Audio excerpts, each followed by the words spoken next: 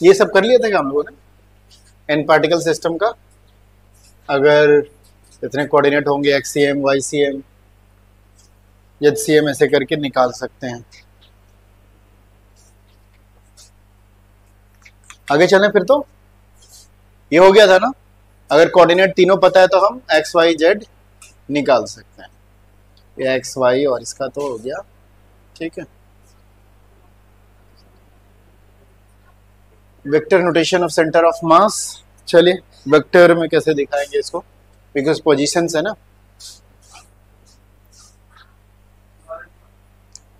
वही तो पूछ रहा था मैं।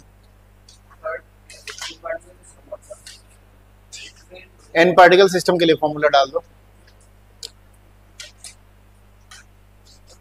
बस ये 3 कर लो, 1 2 3 एन पार्टिकल सिस्टम के लिए m1 x1 m2 x2 m3 x3।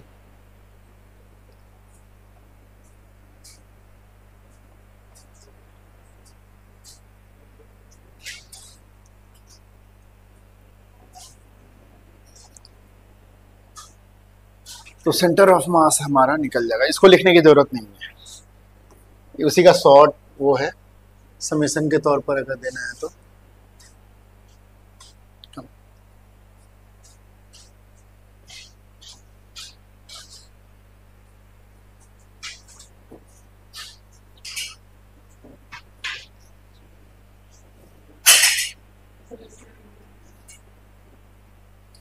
दोनों यही रखा हुआ है, दोनों यही रखा हुआ है।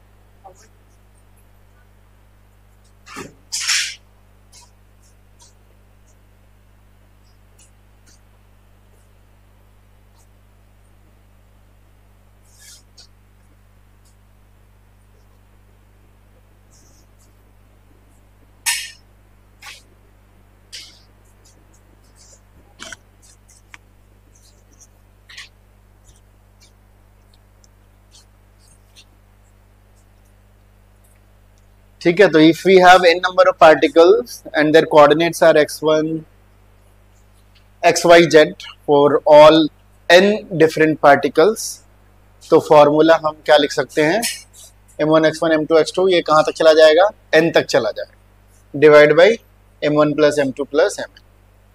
This all are for discrete masses, अलग अलग जो मास है ना, पॉइंट मास मान करके चलो उसका है।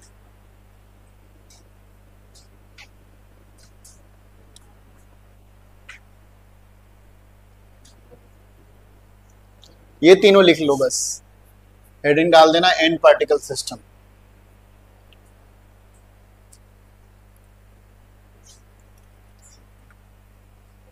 हो गया, चलो वेक्टर समेशन का नहीं करना डायरेक्ट, चलो इसको करते हैं। Centre of mass of a rigid body, तो रिजिड बॉडी के बारे में हमने ऑलरेडी थोड़ा बहुत डिस्कस कर चुके हैं, ठीक है। क्लोजली पैक्ड पार्टिकल्स होते हैं, ठीक है। ये सारे कुछ इसके वो हैं। अब हम क्या मारेंगे कि एक पूरा बॉडी है जो कि एक रिजिड बॉडी है, तो रिजिड बॉडी क्या होंगे, छोटे छोटे छोटे छोटे पार्टिकल्स के बने होते हैं। अगर हम उन पार्टिकल्स या उस छोटे छोटे मासेस को हम मान लें delta m1 delta m2 delta m, ठीक है, तो कई सारे हमारे पास एलिमेंट हो गए, ठीक है, जैसे पहला एलिमेंट, दूसरा एलिमेंट, तीसरा एलिमेंट, और हर एक एलिमेंट का अपना अपना क्या रहेगा, कोऑर्डिनेट रहेगा, ठीक है। अगर ith का है तो xi yi zi, तो ith एलिमेंट समझ गए, ith element it can be from first to n के बीच में कहीं पर भी हो सकता है, उसको हम लोग ith बोलते हैं। और i का वैल्यू कहां से कहां तक वेरी करता है, 1 से लेकर के n तक। ये मैथमेटिकल टर्म है किसी को बुलाने का, जहां पर हमारे पास नंबर ऑफ पार्टिकल्स, बहुत सारे पार्टिकल्स वहां पे प्रेजेंट रहते हैं ना, तो वहां पर ये तरीका है इसको करने का, ठीक है। तो हम क्या कैसे करेंगे, तो सेम ऐसे लिखने की जरूरत नहीं, मैं बताता हूं कैसे कर सकते हैं। तो जैसे हम m1 m2 m3 करते थे ना, तो यहाँ पे क्या हो जाएगा हमारा delta m1 delta m2 delta m3 के टर्म में। Why we are doing this, इसका इफेक्ट अभी हम देखेंगे कि क्या होता है। अगर हमारे पास ये पूरा एक कॉन्टिन्यूअस बॉडी है, अब इसमें हमने जो सारे के सारे पार्टिकल हैं इसके, ये है delta m1 delta m2 delta m ऐसे करके, ठीक है। तब कैसे करेंगे, तो अगर हम XCM निकालेंगे तो कितना हो जाएगा, delta M1 X1 plus delta M2 X2 ऐसे करके डेल्टा nth और क्या हो जाएगा xn, और नीचे क्या हो जाएगा, यहां पर सिर्फ हम क्या करते हैं टोटल मास लिखते हैं, क्योंकि हम जब delta M1 delta M2 delta M3 सबको ऐड करेंगे तो क्या हो जाएगा, वो total mass of the body हो जाएगा। ये total mass of the body, जिसको हम छोटे छोटे पार्टिकल में अगर करें तो क्या हमारा delta M1 delta M2 delta M3 के लिए, इसमें खाली लिख देना है similarly for YCM and ZCM can be done, can be done. इसमें देखिए ये लिख करके इतना लिखने की जरूरत नहीं है, डायरेक्ट ये कर लो बस।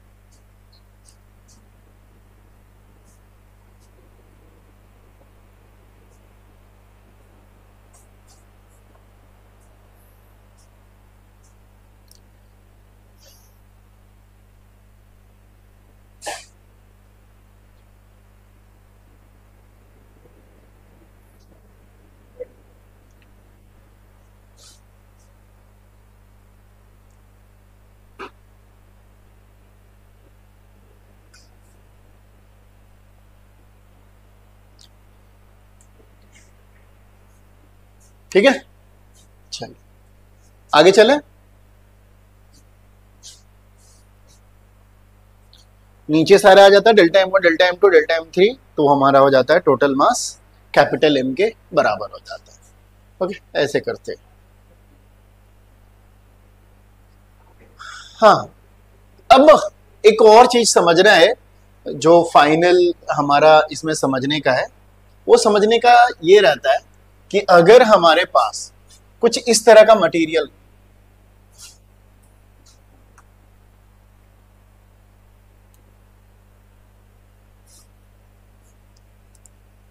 कुछ हमारे पास क्या है यार, इस तरह का मटेरियल है,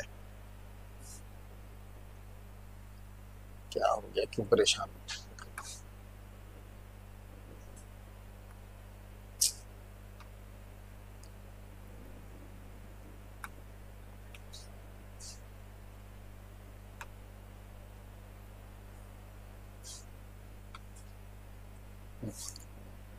कुछ इस तरह का मटेरियल है। तो इस केस में हम क्या करेंगे, हालांकि तुम लोगों को डायरेक्ट नहीं आएगा, बस एक कॉन्सेप्ट अभी फिलहाल समझना है, इसी के बेस पर हम धीरे धीरे एक सिमेट्रिक ऑब्जेक्ट पर चले जाएंगे।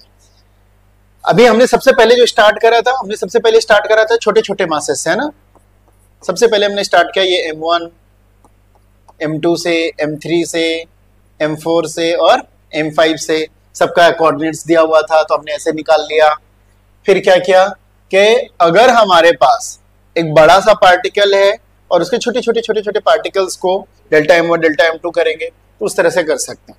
तो एक जो हमारा एक पूरा बॉडी है, पूरा बॉडी, वो जो हमने इसके छोटे छोटे पार्ट को अगर हमने डेल्टा M1 डेल्टा M2 और डेल्टा M3 करके ले लिया है, ठीक है, तो उसको भी नीचे वाला तो समेशन करेंगे इतना सही रहेगा, लेकिन सारे का कोऑर्डिनेट करके निकालेंगे।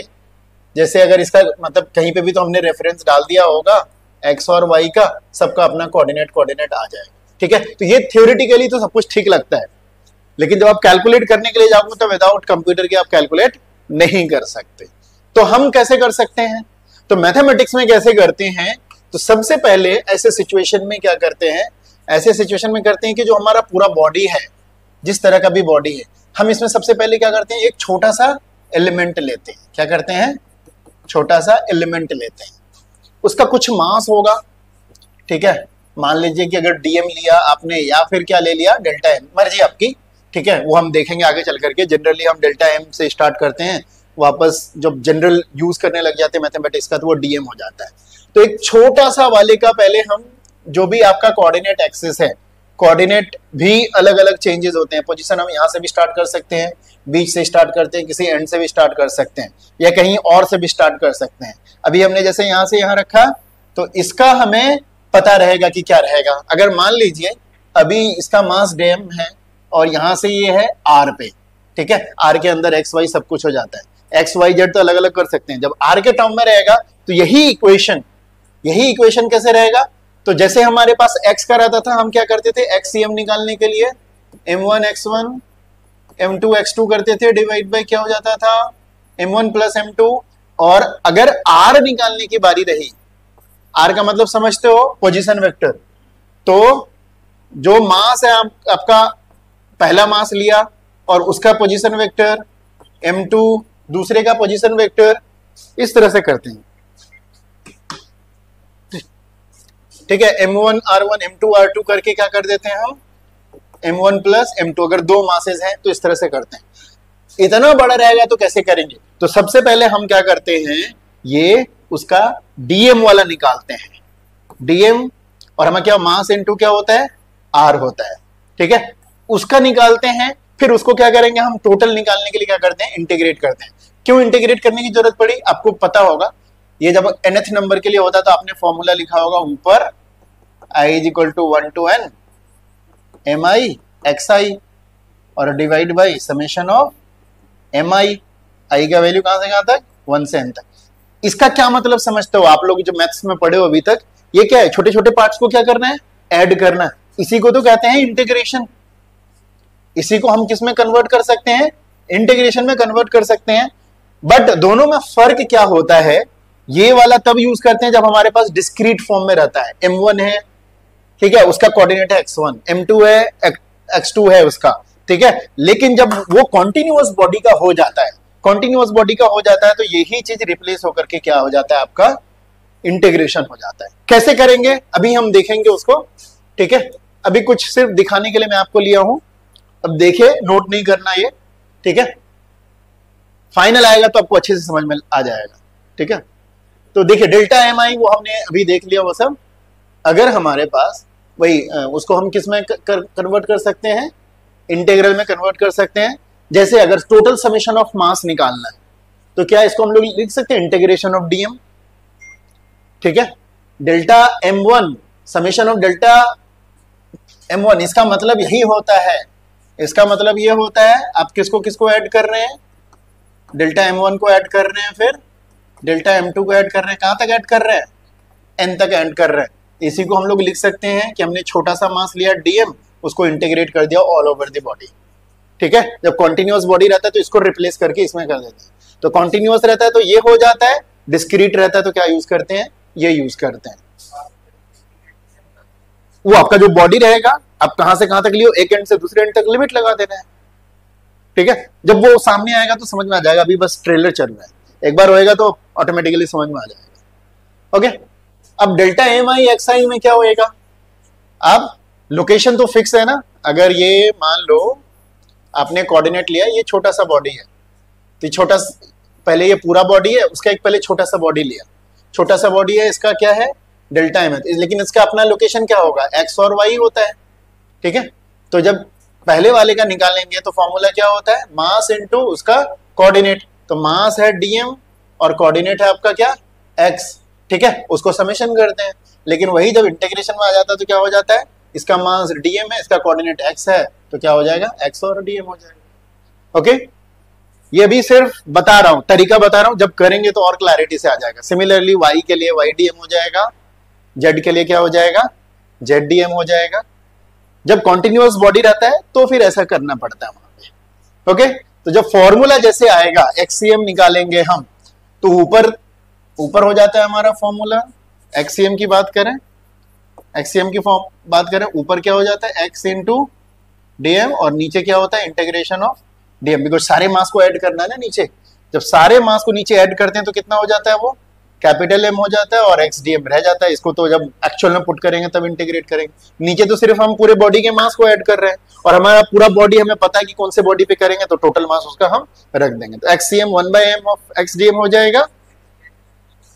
एक्स कोऑर्डिनेट रहेगा वो डीएम का, जो छोटा लोकेशन लिया है, हाँ, बिल्कुल, जैसे यहाँ पर है ना, अभी इसका जो भी एक्स कोऑर्डिनेट होगा वो एक्स आ जाएगा वहां पर।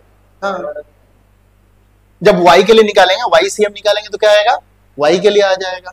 फिर z के लिए निकालेंगे तो z वाला आ जाएगा, है ना। तो ये एक एक कोऑर्डिनेट वाइज निकाला है।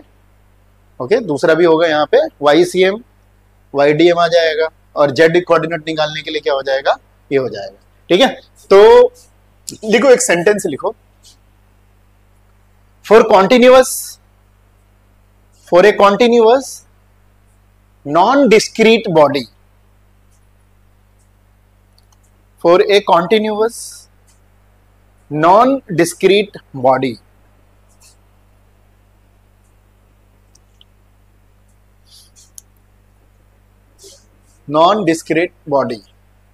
we can replace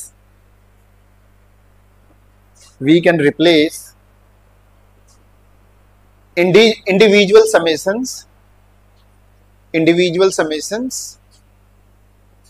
by integrals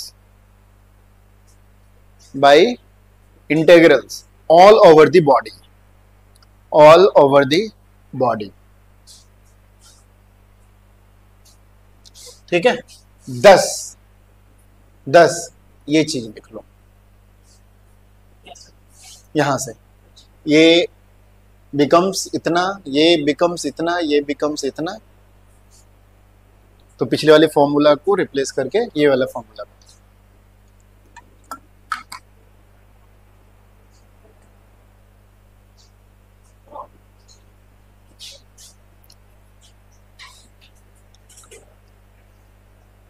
ठीक है, चलिए भाई लेते हैं। ये थिन रॉड लिया हमने। अब हमने जो बताया था ऑरिजिन, यहां अगर कहा गया है कि यहां से लो आप ऑरिजिन, या इस एंड पे लो, इस एंड पे लो, बीच में लो, यहां पे लो, तो उसके अकॉर्डिंग करना है। नहीं कहे तो आपको ट्राई करना है कि जो आपके लिए ज्यादा बेस्ट हो वैसे करो आप। ठीक है, तो बेस्ट दो तरीका होता है, ऑरिजिन या तो बीच में ले लो या फिर इस एंड पे ले लो। बीच में लेने का मतलब क्या है, सिर्फ आधा का कर दोगे तो उसका दोगुना कर दोगे तो आपका निकल जाएगा ये। ठीक है, या फिर उसी हिसाब से आप उसको जब आप इंटीग्रेट करोगे, तो अगर आपने यहाँ पे लिया है, यहाँ पे छोटा सा मास लिया, तो इंटीग्रेशन यहाँ से लेकर यहाँ तक, अगर ये 0 है, ये x है, तो ये -x, तो इंटीग्रेशन करेंगे तो -x से लेकर कहाँ तक, +x तक।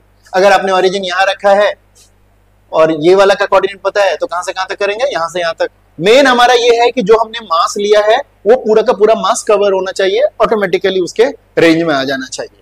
तो अभी जो लिए है हमने सेंटर ऑफ मास कैलकुलेट करने के लिए ओरिजिन कहां पे ले लिया, बीच में ले लिया। ओरिजिन लेना जरूरी है, सारा का सारा कोऑर्डिनेट वहीं से कैलकुलेट होगा। रेफरेंस सिस्टम बहुत जरूरी है इसमें। तो चलिए सबसे पहले हमने क्या लिया, छोटा सा पार्ट लिया डीएम। ओके, छोटा सा पार्ट लिया डीएम।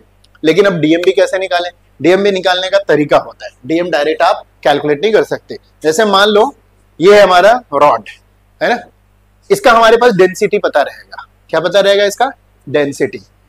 अब अगर पूरा वॉल्यूमेट्रिक है, बड़ा है, ठीक है, वॉल्यूमेट्रिक डेंसिटी निकालना हो, उसके लिए क्या करना, जब छोटा सा आप पार्ट लोगे तो उसका पहले वॉल्यूम निकालोगे, डेंसिटी से मल्टीप्लाई करके, तब जाकर के डीएम का पार्ट आएगा। अगर सिर्फ लीनियर है, लीनियर का मतलब इतना पतला है कि सिर्फ उसके पास क्या है, लेंथ है, तो आप सिर्फ डीएल वाला पार्ट लोगे, डीएल से फिर डीएम निकालोगे। तो ये भी तरीका है। तो धीरे धीरे ये आपके लिए खुलता जाएगा। एनीवे, अभी हमने छोटा सा यहाँ पर मास लिया है, जिसके छोटा सा पार्ट लिया है, एलिमेंट लिया है, जिसका मास कितना है, डीएम है, ठीक है, और उसका कोऑर्डिनेट अभी ओरिजिन से कितना है, एक्स है। ओके, चलो नोट करो यहां तक।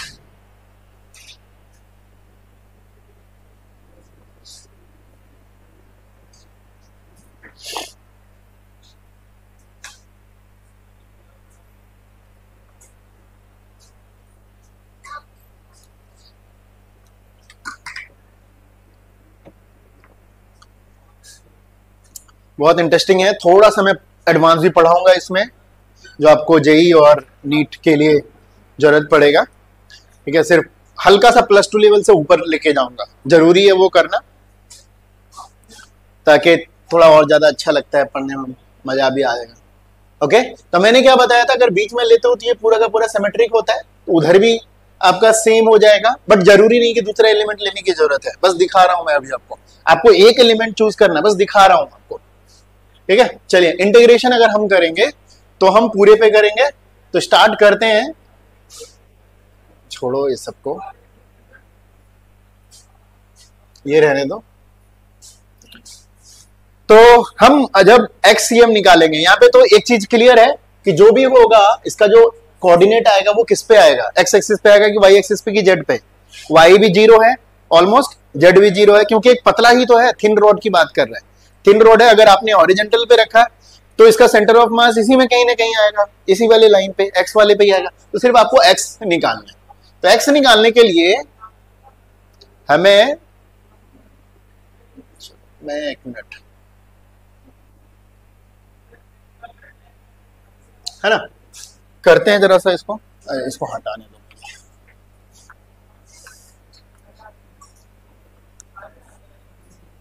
हाँ, तो हमें XCM निकालना है। ओके, XCM निकालेंगे, ऊपर क्या होता है x into DM divide by क्या होता है DM का इंटीग्रेशन। ओके, चलिए भाई, तो हमने ये जो छोटा एलिमेंट लिया है, लेट्स टेक, ये यहां से x दूरी पे है, ठीक है, इसका लेंथ भी कितना है, dx लेंथ है, उसी का मास कितना आ जाएगा, dx आ जाएगा। ओके, टोटल मास दिया हुआ है इसका कैपिटल M, टोटल लेंथ दिया हुआ है कैपिटल L, ठीक है। तो इसकी लीनियर डेंसिटी कितनी हो जाएगी, लैम्डा से इसको डिनोट करते हैं, lambda is equal to capital M by capital L, this is its density.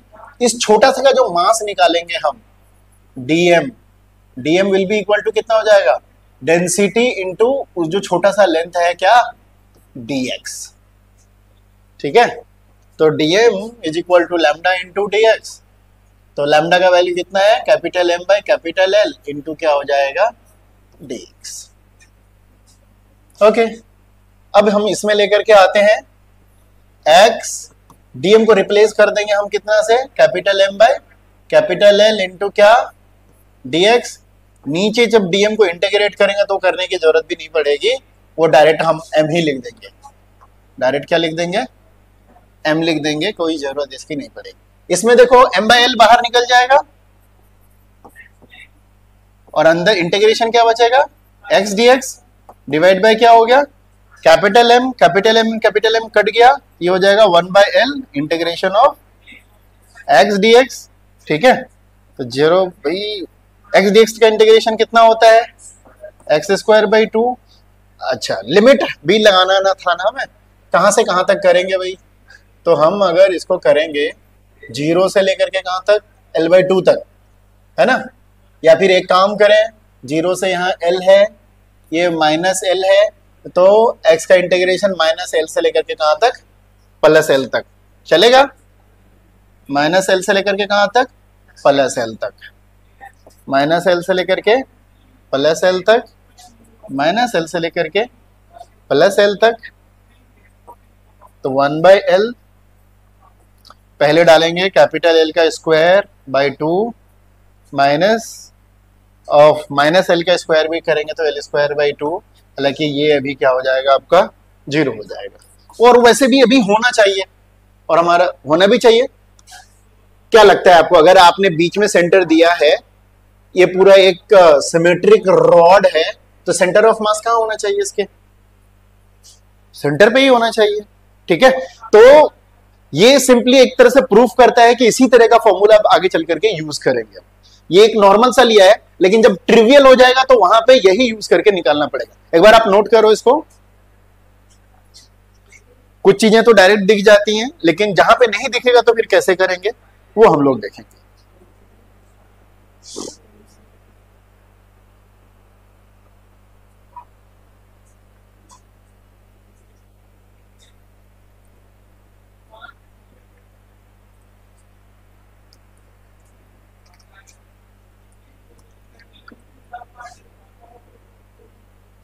तो सिमेट्रिक बॉडी का तो ऑटोमेटिकली निकाल सकते हो, असिमेट्रिक में आपको ये हेल्प करेगा।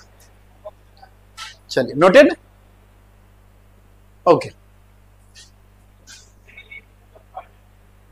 तो सिमिलरली अभी हम बात करते हैं centre of mass of a ring, भी इसी तरीके से निकाल सकते हैं, डिस्क भी इसी तरीके से निकाल सकते हैं, स्फेयर भी इसी तरीके से निकाल सकते हैं, और थिक रॉड का भी निकाल सकते हैं। तो कुछ तो सिमेट्रिक है जो डायरेक्ट निकाल सकते हैं, तो रुकिए इसमें फिलहाल ये जैसे डाल करके ऊपर वाला ये सब की जरूरत नहीं है। तो अगर एक आप रिंग लेते हो, रिंग का भी सेंटर ऑफ मास कहां पे होएगा? सेंटर पे। ये डिस्क है, डिस्क कैसा होता है जान रहे हो? खेलने वाला भी डिस्क होता है, और उसका भी सेंटर ऑफ मास कहां हो जाएगा? सेंटर पे हो जाएगा। स्फेयर का भी सेंटर पे हो जाएगा। ये तो बहुत सिमेट्रिक सा है, ठीक है। ये लिख करके ये डायग्राम खाली ऐसे बना दो, बीच में लिखने की जरूरत नहीं। ये वाला और ये इसकी अभी रहना।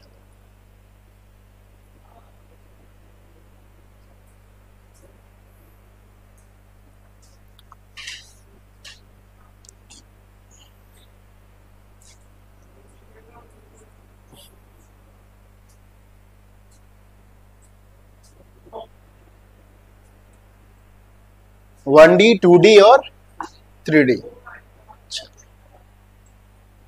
ये रॉड का भी कर ही दो, रॉड का भी उसका अप्रोक्सीमेटली, बिकॉज पूरा का पूरा सिमेट्रिक है तो कहाँ होगा? सेंटर पे होगा। ये थिक रॉड लिया, वैसे पिछला वाला जो हमने लिया था वो थिन रॉड था।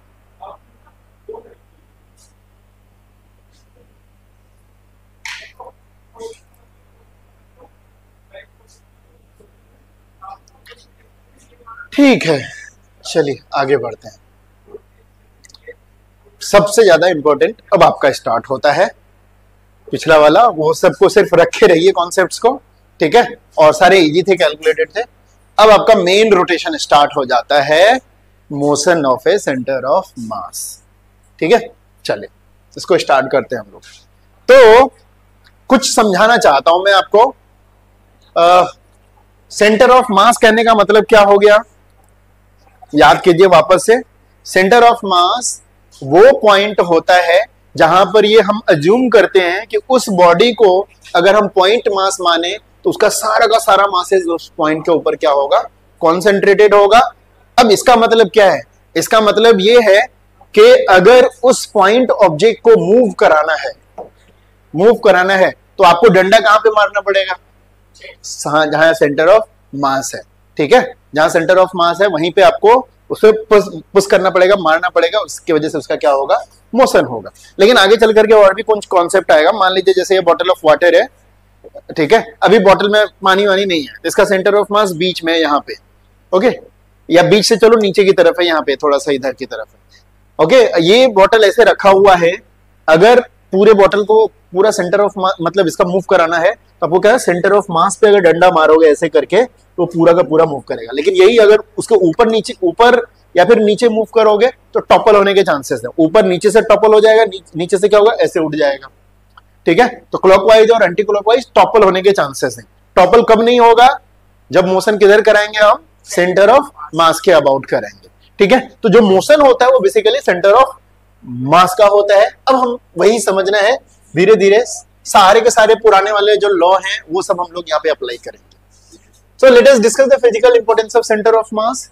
तो हम सेंटर ऑफ मास को ऑलरेडी अज्यूम कर रहे हैं या फिर इमेजिन कर रहे हैं कि उस पूरे बॉडी का अगर हम सेंटर ऑफ मास करेंगे तो पूरे बॉडी को भूल जाएंगे और क्या हम अज्यूम करेंगे? हम उसको पॉइंट मास, और उस पूरे बॉडी का मास जो है उस पॉइंट पर कॉन्सेंट्रेटेड है, ठीक है। तो जो भी मोशन होगा, अगर फोर्स हम उस बॉडी पे लगा रहे हैं तो सेंटर ऑफ मास का मोशन होगा। उसका चाहे मोशन में चाहे जो भी पढ़े, वेलोसिटी पढ़े, एक्सेलरेशन पढ़ रहे हैं, ठीक है, या डिस्प्लेसमेंट पढ़ रहे हैं, हम सिर्फ और सिर्फ किसके बारे में डिस्कस करेंगे? सेंटर ऑफ मास के बारे में डिस्कस करेंगे, ठीक है। तो चलिए, अगर हम आर की बात करें तो याद कीजिए आर क्या था? This is the location of the centre of मास। जब उसके डिफरेंट पार्टिकल का लोकेशन R1 R2 मतलब R1 R2 R3 रहेगा, ठीक है। याद है अभी अभी मैंने लेटेस्ट कराया था। तो this is the centre of मास का लोकेशन, ठीक है, उसका पोजीशन।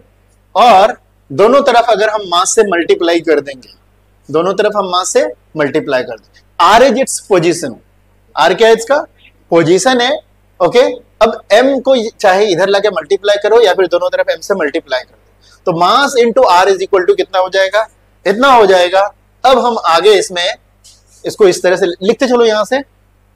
अब यहीं से हम वेलोसिटी वाला निकालेंगे, एक्सेलरेशन वाला निकालेंगे, सब कुछ निकालेंगे, हाँ हाँ, ये पूरा नोट करो इसका।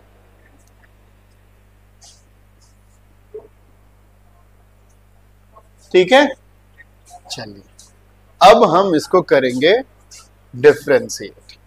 ठीक है, क्या कर रहे हैं, दोनों तरफ डिफरेंशिएट कर रहे हैं। तो कैपिटल एम तो कांस्टेंट है, क्या हो जाएगा D R by D T, और इधर हर एक पार्टिकल का मास भी कांस्टेंट है, तो सब क्या हो जाएगा, डिफरेंशिएट हो जाएगा। हो जाएगा, चलिए करते चलते हैं। So what will be D R by D T, करने से पहले बता दीजिए फटाफट। एक पोजीशन वेक्टर को टाइम के रेस्पेक्ट में डिफरेंशिएट करते हैं, क्या देता है, वेलोसिटी। ये किसका पोजीशन था, capital R. Capital R was the position of centre of mass of the whole body. जब उसको डिफरेंशिएट करेंगे तो हमें जो वेलोसिटी मिलेगा, किसका वेलोसिटी मिलेगा, velocity of the centre mass of the whole body. ठीक है, तो इसको हम लोग अभी रिप्लेस कर देंगे किससे, एम वी से, और ये क्या हो जाएगा m1v1 m2v2। तो n नंबर ऑफ पार्टिकल के जो अलग अलग वेलोसिटीज हैं, वहां से हम क्या कर सकते हैं, सेंटर ऑफ मास का भी वेलोसिटी निकाल सकते हैं। r is the position of the centre of मास। हाँ, r ही क्या होता है, x और y z होता है। अगर इसी को आपको x y z में करना है तो ये एक x वाला आ जाएगा, तो velocity along the direction of x आएगा, फिर y का आएगा तो vy आएगा, z का आएगा तो क्या हो जाएगा, vz हो जाएगा। सो बेसिकली r क्या होता है, जो आपने पढ़ा है, r क्या होता है,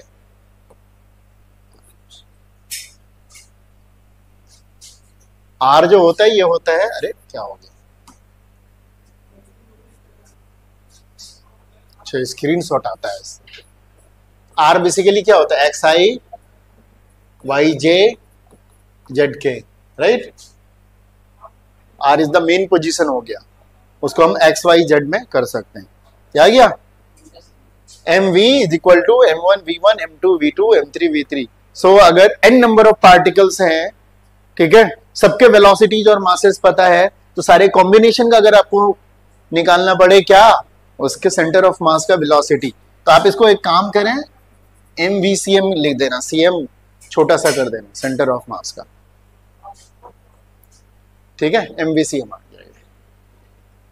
अब आगे क्या कर सकते हैं इसको हम, ये हमारे पास तो आ ही गया है, एक बार और डिफरेंशिएट करेंगे, क्या मिलेगा हमें, एक्सेलरेशन मिलेगा। और जब मास को एक्सेलरेशन से मल्टीप्लाई करते हैं तो क्या मिलता है हमें, फोर्स मिलता है। चलिए नोट कीजिए, ऐड करते चलो, m into D V by D T is equal to m1 dv1 by D T one. ये बेसिकली मिल जाता है m into capital A.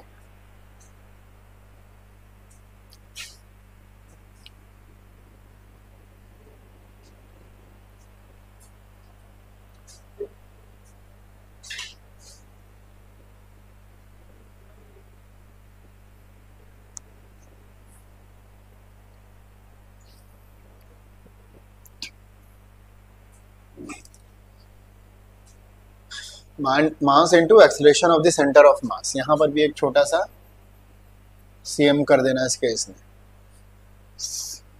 Centre of मास का एक्सेलरेशन। ठीक है, तो इंडिविजुअल पार्टिकल का अगर मास और एक्सेलरेशन पता है तो आप टोटल होल का आप निकाल सकते हैं। So basically m1 m1 m2 a2 को क्या लिख सकते हैं हम लोग, इंडिविजुअल फोर्सेस भी लिख सकते हैं। ठीक है, और वो हो जाएगा आपका मेन फोर्स, तो क्या हो जाएगा, capital F is equal to F1 F2 F3 इस तरह करके कितना हो जाएगा, N।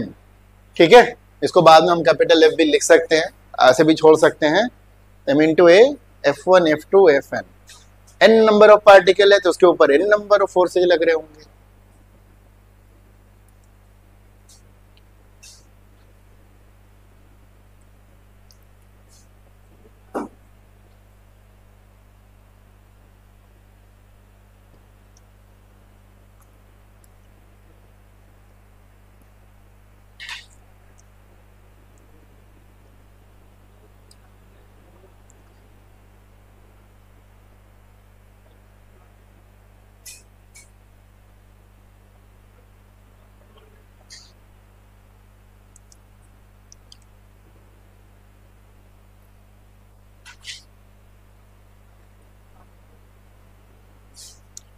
ठीक है, इसी को सेंटेंस में लिख दिया है।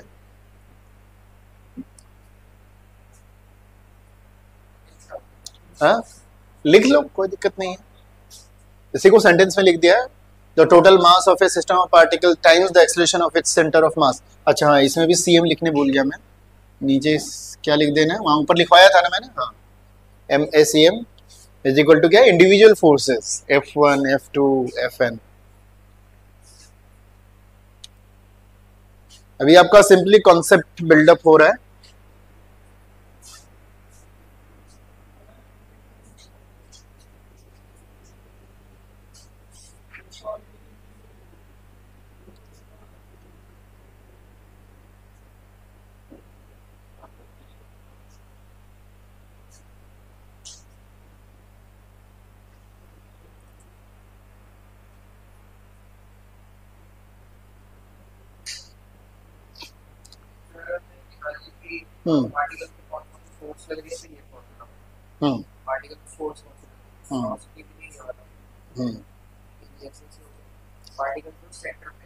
नहीं, जो सिस्टम का पार्ट है, अब हमने वापस आ गया ना discrete particles M1 M2 M3 n number of particles. तो n तो नहीं, मान लो हमारे पास 5 पार्टिकल है, ठीक है, तो पांचों के ऊपर फोर्सेस लग रहे हैं, सबकी अपनी अपनी एक्सेलरेशन और वेलोसिटी है। तो what will be the acceleration of the centre of mass, what will be the velocity of the centre of mass of all this particles, ठीक है। तो केस में, और यही चीज हम कॉन्टिन्यूअस वाले के लिए भी कर सकते हैं, है ना, ठीक है। एनीवे, और ठीक है, अब हम लोग ये बोल रहे हैं acceleration of the centre of mass of the particle into mass. ये बेसिकली ये जितने भी सारे फोर्सेज ले रहे हैं, सारे के सारे एक्सटर्नल फोर्सेज ले रहे हैं, बिकॉज इंटरनल फोर्सेज का समेशन ऑलवेज क्या हो जाता है, 0। So we are not studying any internal forces, कहीं पर भी नहीं। जहां पर भी इंटरनल फोर्सेज लगते हैं तो समझ जाओ कि वहां न्यूटन थर्ड लॉ लगता ही होगा, सब एक दूसरे को क्या कर देते हैं, वो कैंसिल कर देते हैं। तो सिस्टम के अंदर का कोई भी फोर्स नहीं लेते हम लोग, जो भी सिस्टम पे एक्सटर्नल फोर्स लग रहा होता है सिर्फ उसी को हम लोग लेते हैं। ये जो हमारा F1 F2 F3 जितने भी हैं, ये सारे के सारे क्या हैं, एक्सटर्नल फोर्सेज है। समेशन ऑफ क्या है, वो एक्सटर्नल फोर्सेज है। ये सब आप लिखिए मत, ये वाला लिख लीजिए, जो भी फोर्सेज होते हैं सारे के सारे क्या होते हैं, एक्सटर्नल फोर्सेज होते हैं। बस वही लिखना, वो वाला formula sir, MA into FEXT।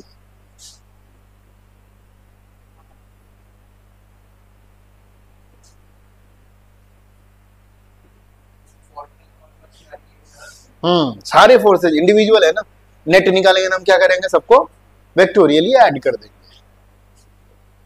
सिर्फ नीचे लिख लेना where FXT is external forces, या फिर चलो ये पूरा लिख ही लो, हाँ, EXT का मतलब क्या है, वो एक्सटर्नल फोर्सेस है। थोड़ा सा ये चैप्टर ट्रिवियल रहता है, लेकिन वो नहीं होता आगे, अभी सबको एक साथ मिलाएंगे तो क्लियर हो जाएगा।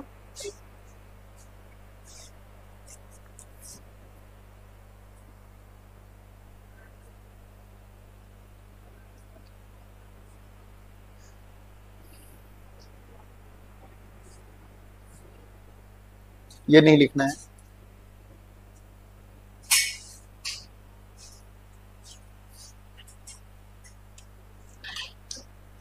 ये वाली चीज हम लोग डिस्कस कर रहे थे कि अगर किसी बॉडी को अगर मूव कराना है तो कहां पे फोर्स लगाएंगे हम, उसके सेंटर ऑफ मास पे।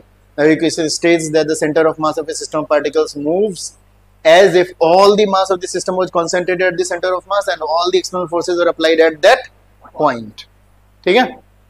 तो वो सब कॉन्सेप्ट की बातें हैं। चलिए कुछ चीजें और सिर्फ डिस्कस करते हैं, आपको लिखना नहीं है, जो चीज लिखने का रहेगा वो हम आपको लिखा देंगे। सेंटर ऑफ मास के बारे में ऑलरेडी हम लोगों ने डिस्कस कर ही लिया है बहुत सारा चीज, ठीक है।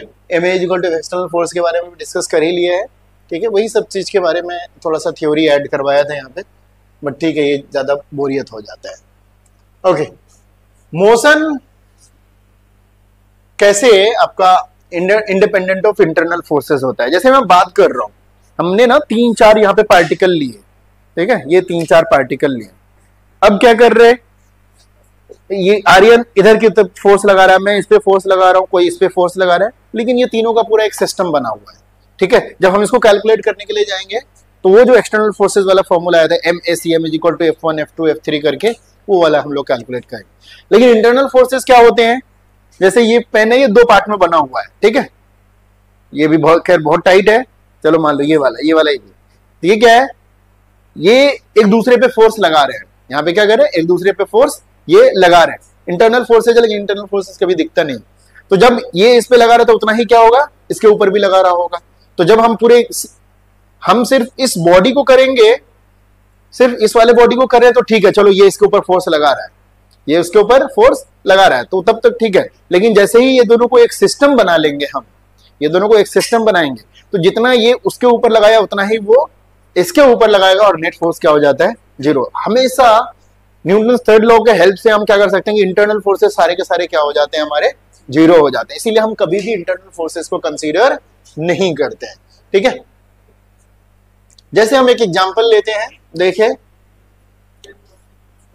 इसमें एक क्वेश्चंस भी बनता है, एक गोला, ठीक है, हमने गोला लिया और इसको फेंका, ऐसे ऐसे ऐसे ऐसे आकर के आया, कैसा मोशन होता है इसका, प्रोजेक्टाइल मोशन होता है। लेकिन आपको पता है यहां पे आने के बाद क्या हुआ, ये ब्लास्ट कर गया, क्या हो गया, ब्लास्ट कर गया, सारे के सारे टुकड़े इधर उधर गिरे। लेकिन आपसे क्वेश्चन पूछा जाएगा कि after blasting where will be the centre of mass of the system. तो हमारे पास ऑब्जेक्ट शुरू में भी क्या था, ये था, ठीक है। अब इसको हमने फेंका, ये अपने आप ब्लास्ट हुआ यहां पे आने के बाद। क्या किसी ने तीर मार करके ब्लास्ट किया, नहीं, ये अपने आप हुआ, इंटरनल फोर्सेस की वजह से हुआ। जब इंटरनल फोर्सेस की वजह से जब ब्लास्ट हुआ, इसके पार्टिकल बिखर गए पूरा। लेकिन जब आप सबका सेंटर ऑफ मास कैलकुलेट करोगे ना पोजीशन से, तो वही सेंटर ऑफ मास आएगा जब ये गोला बगैर फटे हुए यहां करके गिरता। तो अभी भी सेंटर ऑफ मास क्या होएगा, उसका सेम ही होएगा जो होना था उसका। ऐसे प्रोजेक्टाइल का आप लोकेशन निकाल सकते हो ना, जितने एंगल पे फेंका तो कहां जाके गिरेगा, बगैर फटे जहां पे जाके गिरता, अभी फटने के बाद भी सेंटर ऑफ मास क्या होएगा, वही होगा, क्योंकि कोई एक्सटर्नल फोर्स इसके ऊपर एक्ट नहीं कर रहा। सेंटर ऑफ मास कब मूव करेगा, उसकी वेलोसिटी कब आएगी, उसकी एक्सेलरेशन कब आएगी, क्योंकि फॉर्मूला हमने पढ़ा, मास इंटू सेंटर ऑफ मास का एक्सेलरेशन इज इक्वल टू क्या, F1 F2 F3। कब, ये सारे के सारे कौन से फोर्स हैं, एक्सटर्नल फोर्स है। हाँ, इधर से आकर के किसी ने मार दिया ऐसे करके, वो फटते हुए उधर चला के जाकर के गिरा, तो सेंटर ऑफ मास क्या हो जाएगा, चेंज हो जाएगा, क्योंकि सेंटर ऑफ मास का क्या आ जाएगा, एक्सेलरेशन आ जाएगा, and it will move out from its actual जो उसका पाथ होगा। तो इस तरह के क्वेश्चन पूछे जाते हैं कि यहां आया और ये दो पार्ट में टूट गया, ठीक है, एक मास छोटा है, दूसरा मास उसका डबल है, वो इधर गिरा, यहां पे गिरा, तीसरा यहां पे गिरा, where will be its centre of mass. तो अगर बोले इंटरनल फोर्सेस की वजह से गिरा है तो सेंटर ऑफ मास उसी लाइन पे ही बनेगा, उसका चेंज नहीं होगा, ठीक है। ये एक बड़ा कॉन्सेप्ट है इसका। तो ट्रेजेक्ट्री पे ही रहेगा, कुछ भी फर्क नहीं पड़ेगा, ये सारे के सारे इस तरह के। ओके, चलिए अगला हेडिंग डालिए, linear momentum of A system of particles. एक डायग्राम ये बना ही लो, इसका दिखा देना, एक सेंटेंस में लिखा दूंगा फिर। Example of centre of mass independent of internal forces का। ब्लास्ट कैसे कराओगे तुम लोग, यहां पे पहुंचा करके दो तीन टुकड़ा बना करके इधर और इधर बिखेर देना।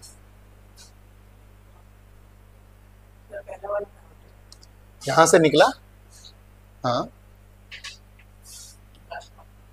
यहां से निकला, ये मान लो u वेलोसिटी से है, ऐसे गया, यहां पे क्या कर दोगे, तोड़ दोगे, दो तीन टुकड़ा इधर गिरा दो, चार पांच टुकड़ा इधर गिरा दो, और ट्रेजेक्ट्री को ऐसे ऐसे करके दिखा दो।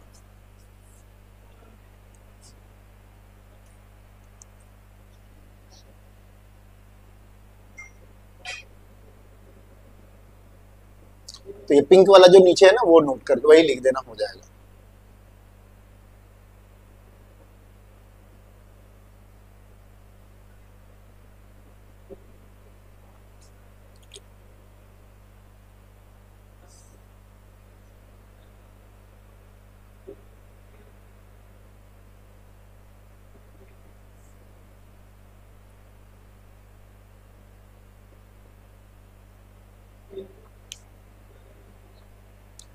नहीं वो लिखने की जरूरत नहीं, वो लेकिन याद जरूर रखना क्योंकि क्वेश्चंस माइंड में आ जाता है कि भाई ग्रेविटी तो लग रहा है, तो ग्रेविटी एज यूजुअल है, पहले भी लग रहा था बाद में भी लग रहा है, कॉन्टिन्यूअस है, वो कहीं से बीच में नहीं आ गया। हाँ हाँ, जैसे भी आप नॉर्मल कैलकुलेशन करते हो लोकेशन आ जाएगी। हाँ ये वाला बस, लेकिन वो तो कम पूछेंगे, ये कॉन्सेप्ट ज्यादा जानना चाहते हैं, वो तो सोचने लग जाएंगे ना भाई 5 पार्टिकल है सबका जोड़ो और कैलकुलेट करो। ये सिर्फ ऑप्शन में ये रह सकता है कि बदल जाएगा सेम रहेगा, ये तो फौरन देखेगा टुकड़ा टुकड़ा हो गया बदल जाएगा भाई, क्योंकि 4-5 टुकड़ा इधर है 5-6 टुकड़ा उधर है, ऐसे करके यही कुछ फर्क नहीं पड़ता, हजारों टुकड़ा में बिखर जाओ, सेंटर ऑफ मास क्या रहेगा, सेम रहेगा, centre of mass is not going to change. चलिए सेंटर ऑफ मास तो लोकेशन है ना, सेंटर ऑफ मास क्या है, पोजीशन है, लोकेशन है, तो वो आप ओरिजिन कहां से ले रहे हो उसके हिसाब से होगा। ठीक है, अगर आपने वहां स्टार्ट फेंका था ओरिजिन से तो उसके हिसाब से आर वाला जो एक्स डिस्टेंस है वो हो जाएगा, अगर मान लो वो नेगेटिव आर में रखा था यहाँ पे ओरिजिन है तो उसके हिसाब से हो जाएगा, तो इट्स अ लोकेशन, पोजीशन है ये सिर्फ। ओके चलिए, linear momentum of A system of particles निकालेंगे, तो लिखे सिस्टम ऑफ पार्टिकल सबको अच्छे से पता है ना, उसको तो लिखाने की जरूरत नहीं है क्योंकि वो हम लोग शुरू से ही डिस्कस करते आ रहे हैं। ठीक है चलिए, लीनियर मोमेंटम क्या हो जाएगा, मास इनटू क्या होता है, वेलोसिटी। के एरो इधर आगे भाग गया,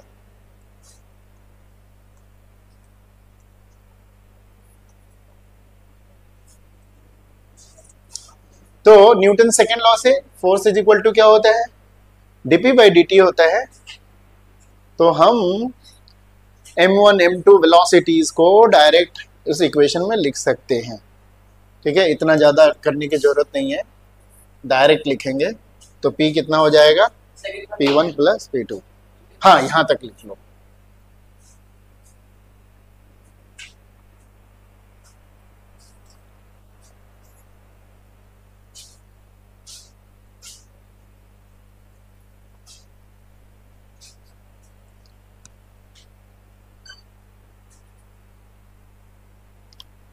तो नेट मोमेंटम भी निकालने के लिए जाओगे आप तो क्या करना पड़ेगा, सारे पार्टिकल के जो मोमेंटम होंगे वही वाली फॉर्मूला से आ गया, mv1 m2 से हमारे पास ऑलरेडी ये फॉर्मूला है ना, mvcm इज इक्वल टू कितना, m1 v1 m2 v2 dash dash dash क्या mn vn, यही तो है बेसिकली, सेम एक ही फॉर्मूला को बस नाम अलग कर दिया हमने, जो वेलोसिटी वाला निकाला था ना एक बार डिफरेंशिएट करके वही वाला हो गया।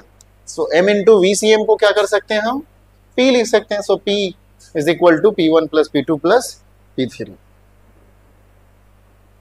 बट ये है कि जो आपका सेंटर ऑफ मास का जो मोमेंटम है नेट, उसको कैपिटल P में डिनोट कीजिएगा और बाकी वो क्या कर दीजिएगा, स्मॉल p डाल देना।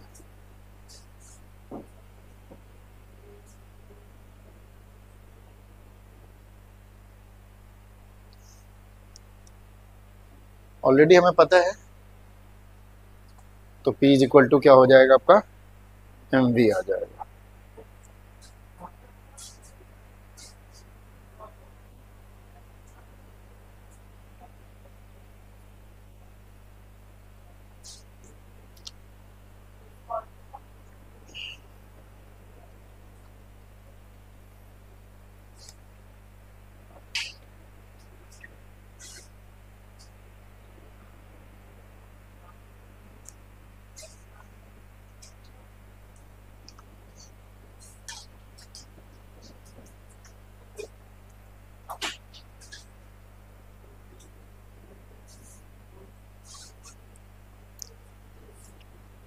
ठीक है, नोटेड, अभी लिखने की जरूरत नहीं है, इतना काफी है। आगे चलें,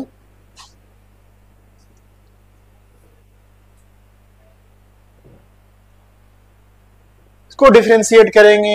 चलिए ये थोड़ा सा यहां से थोड़ा नया है, ऐड करते चलिए, डिफरेंशिएट करते हैं इसको, P is equal to mv को differentiate with respect to time, left side dp by dt, right side m into dv by dt, dp by dt आपका क्या हो जाएगा, ma के बराबर। ठीक है, dp बाई dt हो गया, d v by D t acceleration. हाँ, तो वो एफ एक्स के बराबर हो जाएगा। हाँ, m into a acceleration, capital acceleration of the centre of mass, of course force का formula. So dp by D T is equal to f x. ये बहुत पुराना वाला है बेसिकली, यहाँ जानबूझ के करने का है, ये हमने वहां पर भी क्या था जो न्यूटन्स लॉज ऑफ मोशन में, d p by D T is equal to क्या होता है, एक्सटर्नल फोर्स। और अगर हमारा एक्सटर्नल फोर्स जीरो होता था, कंजर्वेशन ऑफ जो लीनियर मोमेंटम करा था वही वाला पार्ट है बेसिकली। अगर हमारा एक्सटर्नल फोर्स यहाँ पे जीरो हो जाएगा तो dp by D T is equal to क्या, zero, p is equal to constant.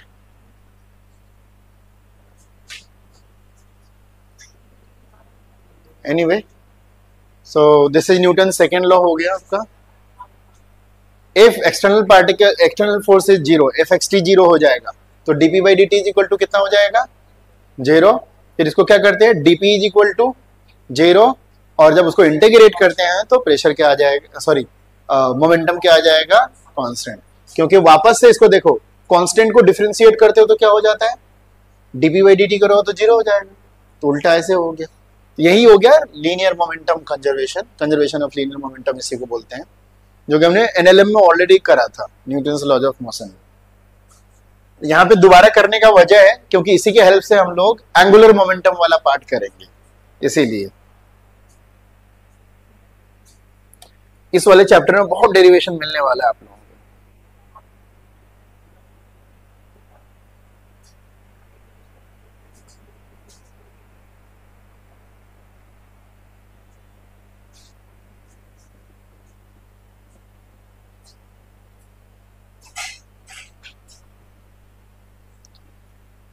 जिसको हमने ऑलरेडी कोलिजन में भी यूज करा था कि जब भी एक्सटर्नल फोर्स जीरो होगा तो मोमेंटम क्या होगा, कंजर्व रहेगा। कंजर्वेशन ऑफ मोमेंटम का मतलब इंसिडेंस से पहले का मोमेंटम, इंसिडेंस के बाद का मोमेंटम। जब भी या जब तक आपका एक्सटर्नल फोर्स जीरो रहेगा तब तक मोमेंटम सेम रहेगा, momentum of the system is not going to change.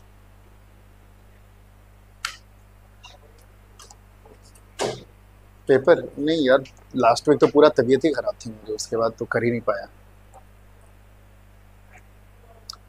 एक दो दिन में कर दूंगा। अच्छा सॉरी, ये हुआ नहीं ना अभी।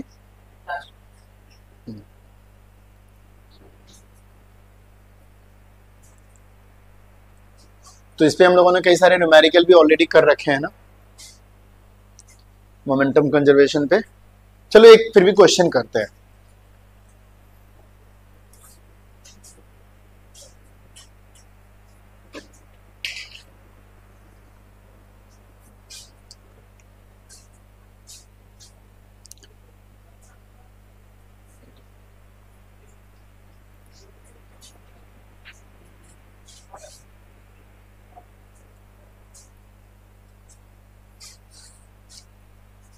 ठीक है, करे इसको रहने दो, क्वेश्चन करते हैं न्यूमेरिकल। लिखो क्वेश्चन।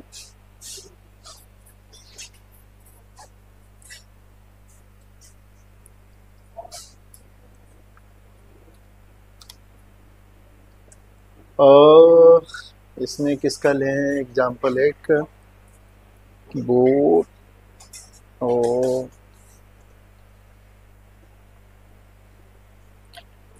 लिखे a man running on a light boat, a man of weight लिख देना 70 kg,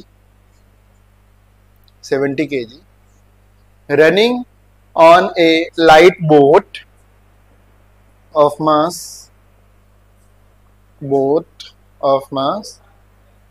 300 kg, 300 kg, हाँ कितना 70 kg, और बोट का कितना है 300 kg with a speed of 5 meter per second, 5 meter per second from back to towards front, front ऐसे लिख दो ना direct, towards front.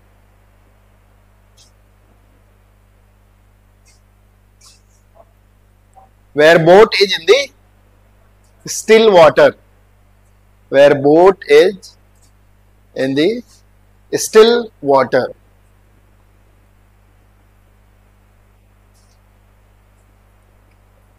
Find the velocity of the boat.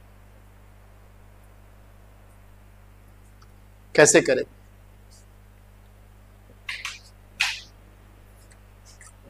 सोचो। बंदे का, हाँ बोट बनाओ, ये बोट बना लेते हैं, ठीक है, बन गया बोट। पानी भी दे दें, पानी का कलर कैसा होना चाहिए? ब्लू होना चाहिए ना।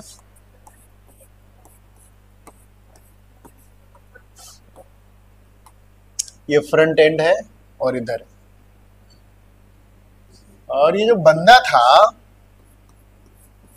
ओके, ये दौड़ना स्टार्ट किया कितना से? 5 मीटर पर सेकेंड। बोट के साथ पहले तुम लोग बताओ क्या होगा? डूब जाएगा? हाँ, बंदे की स्पीड है, दौड़ रहा है बोट के ऊपर। थोड़ा सा लंबा बोट है तो 300 kg का ही, लेकिन थोड़ा सा लंबा बोट है। क्या होगा इसमें? Is there any external force?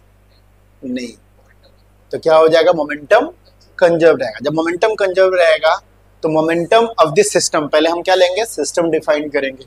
हमारे पास सिस्टम किसका किसका है? बोट और मैन का। जो हमारे पास सिस्टम है मैन का है और बोट का है, ठीक है। तो there is no external force, no external force, तो क्या हो जाएगा? एक्सटर्नल फोर्स 0 है, तो हमारा लीनियर मोमेंटम क्या होगा? कंजर्व रहेगा। लीनियर मोमेंटम कंजर्व रहेगा, P विल बी कंजर्व, ठीक है, कांस्टेंट रहेगा। सो जब ये दौड़ना स्टार्ट किया तो दौड़ने से पहले का मोमेंटम और बाद का मोमेंटम क्या रहेगा? कंजर्व रहेगा। तो दो पार्ट में हम लोग करेंगे।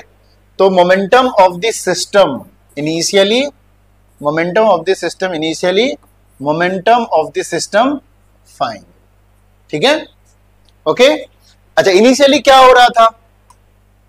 इनिशियली हम किसका किसका मोमेंटम निकालेंगे? आदमी का मोमेंटम और बोट का मोमेंटम। फिर किसका? आदमी का मोमेंटम और बोट का मोमेंटम। मैन का इनिशियल मोमेंटम, बोट का initial momentum will be equal to man का फाइनल मोमेंटम प्लस बोट का फाइनल मोमेंटम। फॉर्मूला समझ में आया यहां तक? कोई दिक्कत? Initial momentum of the system will be equal to final momentum of the system. तो हम ये मान के चल रहे हैं कि जब ये दौड़ना स्टार्ट किया तब का निकालना है। तो दौड़ने से पहले शुरू में क्या था? रुका हुआ रहा होगा। और बोट भी, बोट के बारे में कुछ नहीं दिया तो समझ जाइए कि बोट भी क्या था? रुका हुआ था, ठीक है। बोट रुका हुआ था, तो ये भी क्या हो गया? मास of the man into velocity, है ना, स्पीड क्या हो जाएगी इसकी? 0। मास ऑफ द बोट और वेलोसिटी कितना? 0। अब ये निकालना है, मास of the man into velocity of the man.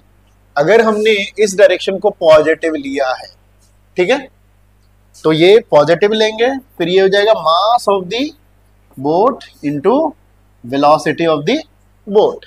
कोई दिक्कत यहां तक? अब इसको सॉल्व करते हैं जरा सा इस साइड में। तो इस लेफ्ट साइड तो 0 हो गया, राइट साइड की बात है। मास ऑफ द मैन कितना है बताना जरा? 70 kg। और वेलोसिटी कितना है इसकी? 5, प्लस में आ जाएगा, plus mass of the boat कितना है? 300 kg into velocity of the क्या? बोट, ठीक है। तो कितना हो जाएगा ये? Velocity of the boat will be equal to -17 into 5 by क्या? 300।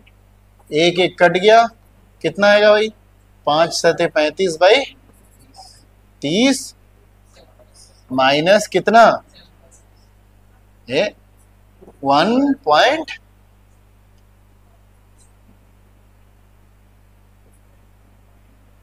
1.17 मीटर पर सेकेंड। बोट की स्पीड आ गई 1.17 मीटर पर सेकेंड, लेकिन किधर जा रही होगी बोट? आदमी इधर दौड़ रहा तो बोट इधर जा रहा। ठीक है, तो इस तरह से निकालते हैं कंजर्वेशन ऑफ मोमेंटम अप्लाई करके। तो कभी कभी ये सब दिखता बहुत वो है, लेकिन आपको क्या करना है, अपना सलीके वाला जो होता है ना, स्टेप बाय स्टेप करते जाओगे, ऑटोमेटिकली निकल जाएगा।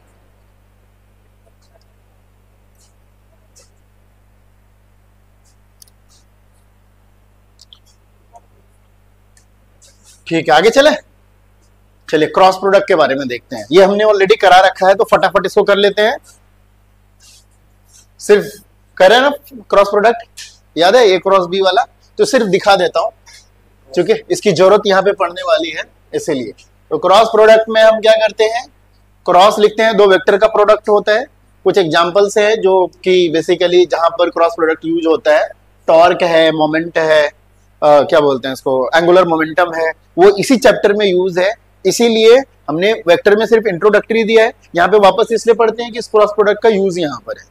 ये क्या है, दो वेक्टर का प्रोडक्ट होता है जिसका रिजल्टेंट भी क्या होता है, एक वेक्टर ही होता है। डॉट में क्या होता है, दो वेक्टर का मल्टीप्लीकेशन है जिसका रिजल्टेंट क्या होता है, स्केलर होता है। यहाँ दो रिजल्टेंट का मल्टीप्लीकेशन है जिसका रिजल्टेंट वेक्टर होता है।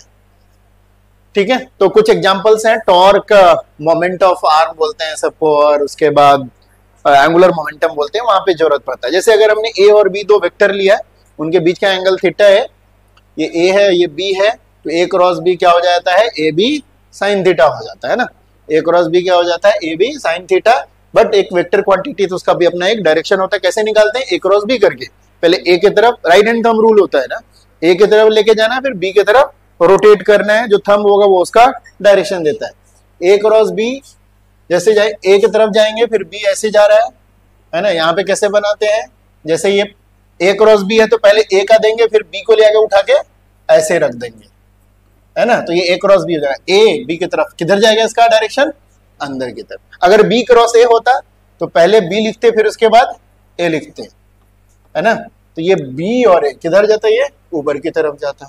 ए क्रॉस बी और बी क्रॉस ए का डायरेक्शन अपोजिट होता है एक दूसरे के, और मैग्नीट्यूड में क्या होता है, a cross b is equal to a B sine theta. ये तो उसका डायरेक्शन है। ओके, अच्छा ये सब तो ठीक है, यहां तक आप कर लेंगे। लेकिन अगर आई जे के में रहता है तो कैसे करते हैं, क्रॉस वाला रूल याद है, मैट्रिक्स बना करके जब करते थे, डिटर्मिनेंट वाला जो रूल होता है वो वाला करते थे, उसकी जरूरत पड़ेगी अभी। इसमें ना सिर्फ यहां तक नोट करो, इसको ये वाला नोट करो, ये वाला नोट कर लो, इसकी जरूरत नहीं है। डायरेक्ट ये वाला फॉर्मूला अप्लाई करो, यहां तक कर लो। जस्ट ये रिवीजन हो रहा है अभी।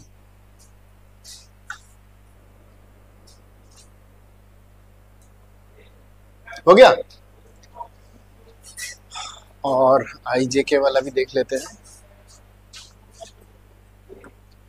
बस सिर्फ यही दिखाना है, हालांकि पूरा पढ़ा ही चुका हूं। ये तो पता है, हाँ ये वाला मेन था। आई क्रॉस ए, जे क्रॉस जे, के क्रॉस के क्यों क्या हो जाता है, जीरो होता है। क्यों जीरो होता है, क्योंकि 0 डिग्री बन रहा है, एक्स और एक्स में, वाई वाई में 0 डिग्री बन रहा है, इसमें आई जे के का। इसका भी एक तरीका मैंने बताया था याद करने का, नहीं टेबल वाला नहीं था ये वाला। हाँ, आई जे का के होता है, अगर यहाँ से यहाँ तक आपने आई डाला है, यहाँ से यहाँ तक जे है, और तीसरा वाला क्या है, तीसरा वाला के है। तो ये आई हो गया, ये जे हो गया, और ये के। आई क्रॉस जे के होगा, के क्रॉस आई जे होगा, आई जे क्रॉस के, हाँ के क्रॉस आई जे होगा। उल्टा चलोगे, आई क्रॉस के तो माइनस जे, के क्रॉस जे तो माइनस आई, जे क्रॉस ए तो माइनस के। ये इससे बन जाएगा, ये टेबल याद रखना है।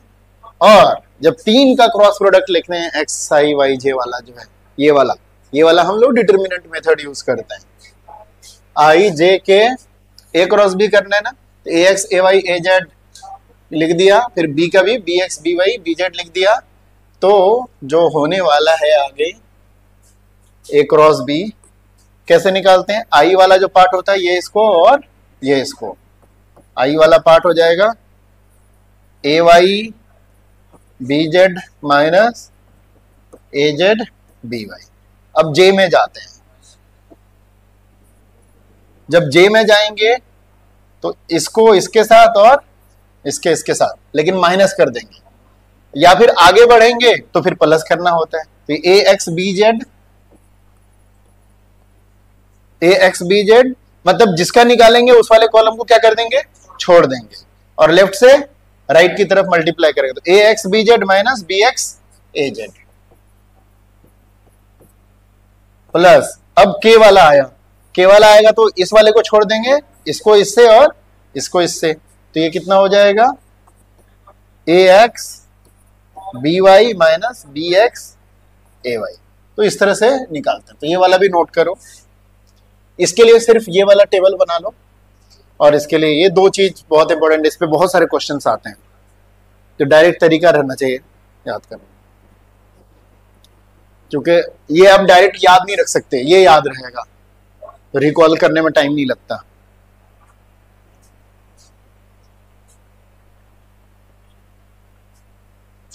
तो अब तक रोटेशनल मोशन में बेसिक कॉन्सेप्ट्स ही ऐड हो रहे थे।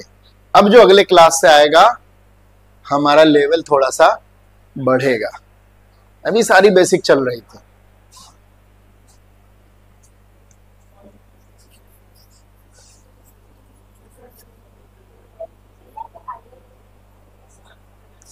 हाँ बोलता हूँ फिर से। हाँ, जैसे जब आई का कर, ये वाला ना, इसकी बात कर, उसकी बात कर, अच्छा यहाँ पे ना, हाँ मतलब यही कैलकुलेशन। हाँ फिर से मैं नहीं, जब हम दूसरा वाला माइनस हो जाता है, प्लस वाले कब होगा, जैसे मान लो आई के लिए करना है ऐसे, जब जे के लिए करेंगे यहां से मल्टीप्लाई करके ऐसे करेंगे, तब राइट टू लेफ्ट आएंगे तो वो प्लस होगा, लेकिन हम लेफ्ट से राइट चल रहे हैं सब में। तो आई के लिए करेंगे तो ये इसको और ये इसको, जब जे के लिए करेंगे तो इसको इससे और इसको इससे, तो माइनस के साथ करेंगे a x b z minus b x a z. जब के का आएगा तो फिर इसको भूल जाएंगे, इसको इससे, इसको इससे, इसको इससे, इसको इससे।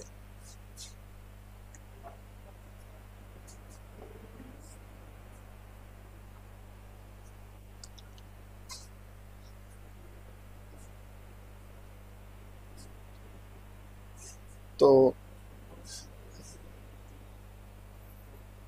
दो क्वेश्चन दे रहा हूं मैं, वो निकाल के लेके आना। ए क्रॉस बी निकालना है, फाइंड ए क्रॉस बी। ए वेक्टर है 2i प्लस जे प्लस के, बी वेक्टर है 3i 2j प्लस के।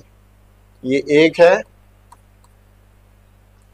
ए है i plus 2j 3k, B vector 2i plus j